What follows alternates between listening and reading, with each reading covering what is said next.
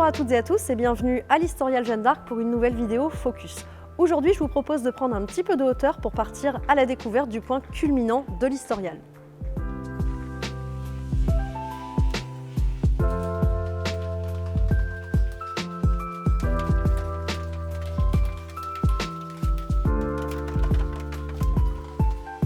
Alors, nous nous trouvons ici dans ce que l'on appelle aujourd'hui la Tour de Guet. Comme vous avez pu le voir, nous avons gravi un certain nombre de marches pour arriver jusqu'ici, puisque cette tour d'escalier permettait à l'origine de relier le cellier souterrain au chemin de ronde crénelé de la façade nord du Palais des Archevêques. La tour fait partie des constructions du vieux manoir épiscopal, édifié sous l'archevêque Guillaume de Flavacourt à la fin du XIIIe siècle. Cette tour octogonale permet en son sommet de profiter d'un panorama exceptionnel sur la ville de Rouen. En effet, chacun des pans de la tour possède une fenêtre rectangulaire permettant une vision des alentours, d'où cette dénomination contemporaine de tour de guet. Outre cette fonction utilitaire de tour d'escalier, la tour dite de guet possède également une fonction symbolique puisqu'elle contribuait à l'époque à l'affirmation visuelle de la puissance des archevêques dans la cité. Petit tour d'horizon. À l'ouest, on retrouve d'une part la cathédrale Notre-Dame et sa célèbre flèche,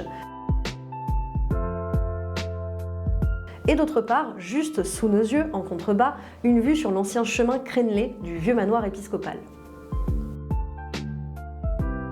Alors ensuite, direction le nord pour apercevoir au loin la toiture en poivrière du donjon de Rouen dit Tour Jeanne d'Arc, qui est le dernier vestige du château de Bouvreuil construit à la demande de Philippe Auguste en 1204 et détruit à la fin du XVe siècle.